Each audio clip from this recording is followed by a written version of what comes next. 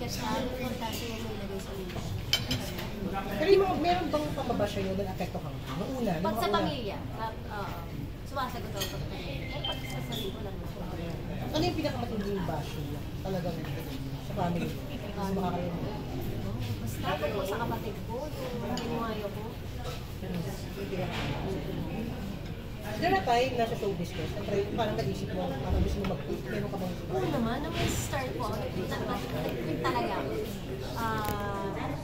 Pero nabigyan ako ng opportunity with Kuya Perry, kinuha niya ako.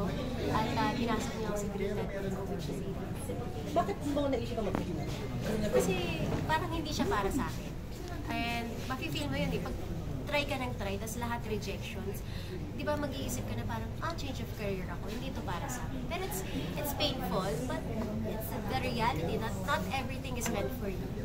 So yun, masakit, pero very naging happy naman ako, nag-aaral ako, at kung ano ang ginawa ko. Tapos yun, dumating naman yung blessing. Hindi in-expect talagang babong ka. Ma'am, you've been part of sa probinsyano. Before po. Oo, yes. Medyo maraming mga issue. Naklaro mo na naman kanina, pero Batang Quiapo. Batang Quiapo. Yung pag-iniwalay na yun, naging mahal. Ay, sobra. The whole production, text sa akin sila lahat. At maayos. Maayos kami lahat. Nagulat ka nung may mga nagbabasa mo? Oo, nagulat ako. At minensyon ko din sa production, sabi nila, hindi yan sa amin. Mga fake news yan. And sometimes that really happens, especially when you're in showbiz. So, ako naman, siguro ang alam ko, yung mga nagmamahal sa akin, kilala. How about you been working with Coco? How you been doing? It's really different. Kasi syempre yung pag-acting, walang script and all, but it's something na dami ko natutunan. And I'll be always grateful for that and thankful. You mentioned kanina when you reach the age of 30, you want to get married. Pero right now, you're entertaining you first. Oo naman. May mga showbiz. Non-showbiz, hindi talaga mahilig sa showbiz. Pag showbiz, hindi talaga may buhay. Bakit naman? Ano ka ba? Ilang date na ako ng mga showbiz. Grabe yung mama. Ano ba, mama? Sugar mama. Ganun ba yung showbiz, guys? Oo. Ako naman okay ako split na bill. Pero kung naman todo-todo. Puro bata yung nandidigaw sa'yo. Puro bata ba yung nandidigaw sa iba? O may mga... Sa bata eh. Ayoko na mga 20. So kaya mas mature. Kasi matured na ako mag-isip. May mga politicians na nandigaw sa'yo. Marami. Iba-iba. O paano mo ina-handle? Denma. O kaya pagka Denma. Wala kang in-entertain na date? Date. Non-showbiz. Ideal guy, hindi mayabang. Hindi mayabang, tsaka may puso. Yung same heart, gusto mong tumulong din. Kasi ang hirap na ng pareho kami, tapos magkaiba yung ugali namin. Yung ayaw niya tumulong or wala siyang puso para sa mga Pinoy, tayo mga kababayan. So, iba na. Pero iba na mahirap ka bang ligaw? May Kasi nga, hard to get ako. Wow! kasi parang hindi kasi marami. Oo! Ay, perfect. Hindi naman. Ang tingin nga nila, easy to get eh. Oo, pero totoo, hindi nila ako nag-get. So, yun. So gaano katagal? Anong hard to get? Kailangan gawin para? Wala mo kailangan gawin, pero yung siguro yung ligaw na persistent. Yung effort, no? Oo, hindi mo pwedeng So Pinay pa rin ang style, mahabang ligawan. Yes. So far, meron kang nakadate na matagal? Or gaano katagal? Uy, baka magtampo yung ano. Gaano katagal yung longest date mo? Date?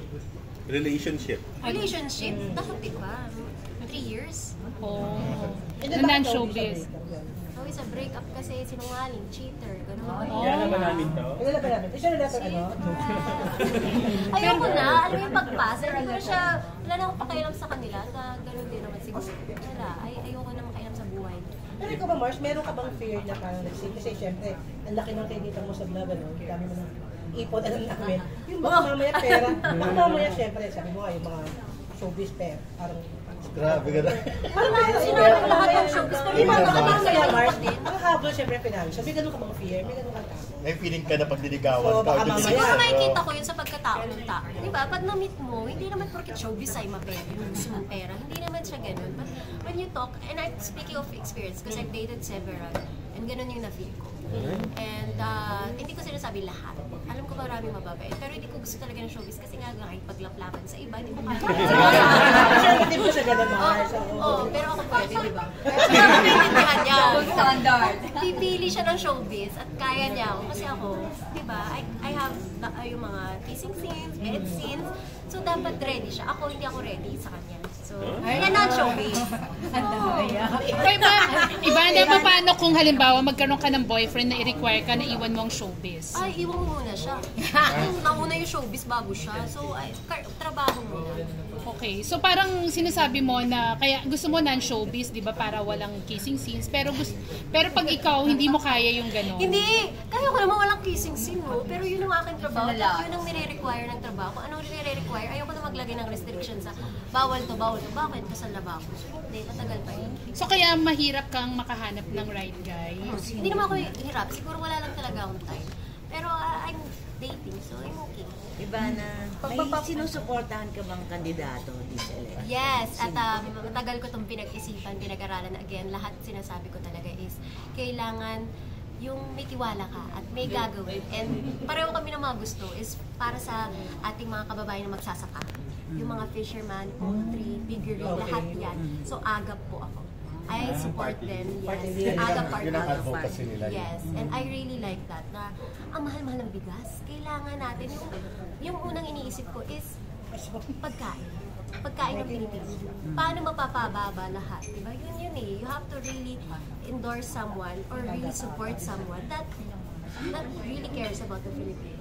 And yung mga hoarding, yung mga ganyan, pinamahal yung mga pagkain. Totoo yan. Diba? At saka. So ako, yung advocacy po ng AGAP is also about that. Ayaw nila ng mga hoarding ganyan and they really support yung ating mga kababayan ng mga magsasaka. Ano yung kinuha kanila or inaral mo lang yan? Inaral ko po sila. And then, So ikaw ang nag-reach out sa kanila na gusto mo silang i-support. yes. Ibig sabihin wala With my kang bayad. Sorry? Ibig sabihin wala kang bayad as endorser. Yes. Kasi ikaw yung nag- Basta ako support. And even last time, hindi ako sa pera eh. Hindi naman importante sa akin ang pera. Ang importante sa akin, yung pinaglalaban natin, pareho ba? Yung gusto ba natin mangyari para sa bansa natin? Meron kang mga kapwa celebrities na lumapit sa yung tumatakbo ngayon para Marami po, i-support mo. artista, marami rin pong iba-ibang mga Sektor. Yes, sektor. So ako, hindi talaga. Sinasabi ko diretso, sorry, kung gusto mo tumakbo ka. Pero Ayaw. I'm not supporting. Ano Kasi, opinion mo sa mga artist na tumatakbo? at sana may magawa talaga sila para sa Pilipinas. Paano ang kaibigan mo? Sino ba kaibigan niya? Support mo pag kaibigan mo artista? Pag magkaiba kami ng paniniwala, hindi.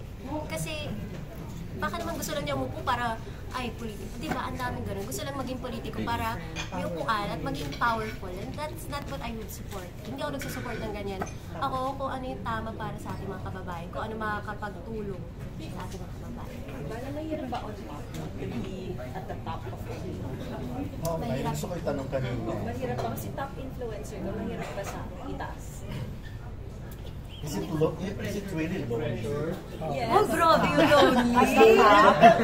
Di ba yung kasabihan eh? I think, mahirap. Hindi ko kasi naisip top na yan, yung top 5, top ganyan, wala talaga. Ako, ini-enjoy ko lang siya. Kasi pag iniisip ko, siguro mababaliw din ako. At mape-pressure. Pero, enjoy lang. Ang tanong ko din kasi si Vice nagpapa-therapy siya for mental health. Ikaw, di ba kinakonsider mo din yung mga ganun? Mental health is something that you should not be ashamed of. And meron din naman times na may anxiety ako. Especially pag umihiwalay ako sa pamilya ko. Nagkaka-anxiety ako.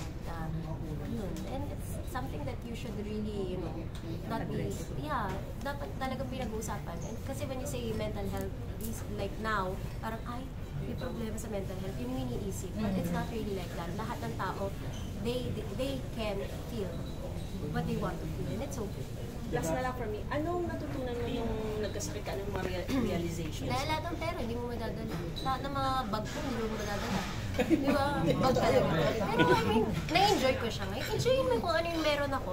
But it's not something that I can bring. Yung pinaka-importante is yung pamilya ko. Kasi sila yung nasa ospital ko nung time na hirap na. Sorry na, pag nag-asawa ka ba, requirement na katabi ng bahay ng pamilya mo? Di naman. Dahil very ka sa family. Siguro yung mahal lang ng pamilya ko. Kasi pag hindi sila magkasundo ng family ko, hindi din kami mag-work. Kasi importante sa akin ang suggestion ng kapatid ko, ng mama ko. And definitely, you're okay now. You're okay. I'm very, very, very okay. Iba na reaction mo na lang nung maling ka sa isang may pamilyadong politiko? Ha? Nung maling ka sa isang pamilyadong Wala din, politiko? ma. Hindi ka na hurt? Hindi ka na bothered? Paano mo hinandle yon mentally and Walang mental kasi hindi naman ako na-hurt. So, wala. Wala Dead akong ma kasi sinirang dead pamilya. man. So, dead ma. Ako kasi ako sa buhay ko, bala kayo. okay, thank you.